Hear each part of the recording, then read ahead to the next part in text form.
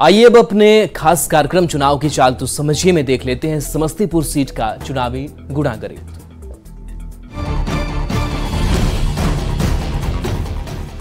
पटना से 85 किलोमीटर दूर बसा बिहार का समस्तीपुर अपने अंदर गौरवशाली इतिहास को समेटे समस्तीपुर बिहार के पूर्व सीएम कर्पूरी ठाकुर की कर्मभूमि रही है।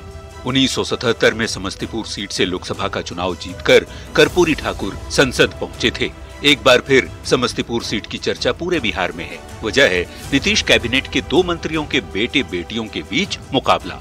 एक तरफ चिराग पासवान की पार्टी एलजेपी-आर से जेडीयू कोटे के मंत्री अशोक चौधरी की बेटी शांभवी चौधरी एनडीए की उम्मीदवार हैं, तो आईएनडीआईए की ओर से कांग्रेस के टिकट पर जेडीयू कोटे के मंत्री महेश्वर हजारी के बेटे सन्नी हजारी ताल ठोक रहे हैं। आंकड़ों की यदि बात करें तो समस्तीपुर लोकसभा क्षेत्र में 6 विधानसभा सीटें शामिल हैं। कुशेश्वर स्थान, वारिसनगर, हायाघाट, समस्तीपुर, कल्याणपुर और रोसड़ा विधानसभा सीट। समस्तीपुर लोकसभा सीट में कुल मतदाता 18,893 हैं। महिला वोटर 8,54,902 जबकि पुरुष वोटर 9,45,962 हैं और ट्रांसजेंडर वोटर 29 हैं।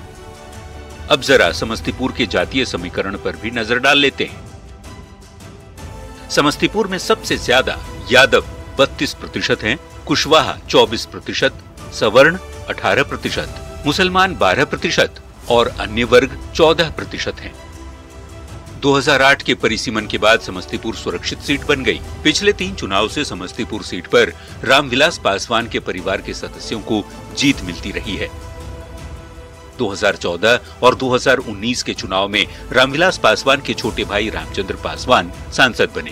रामचंद्र पासवान के निधन के बाद हुए उपचुनाव में उनके बेटे प्रिंसराज चुनाव जीतकर एलजेपी के सांसद बने, लेकिन परिवार और पार्टी में बगावत की वजह से चिराग पासवान ने इस बार समस्तीपुर सीट पर परिवार से बाहर का उम्मीदवार उतारा है। अब जनता चिराग की पार्टी से चुनाव लड़ रही अशोक चौधरी की बेटी शांभवी को आशीर्वाद देती है या 2009 में समस्तीपुर से सांसद रहे महेश्वर हजारी के बेटे को जिताती है, ये 4 जून को ही पता चलेगा। Bureau report, news 18। और चलिए ब्रेक का वक्त हो चला है, जल्द वापस आएंगे।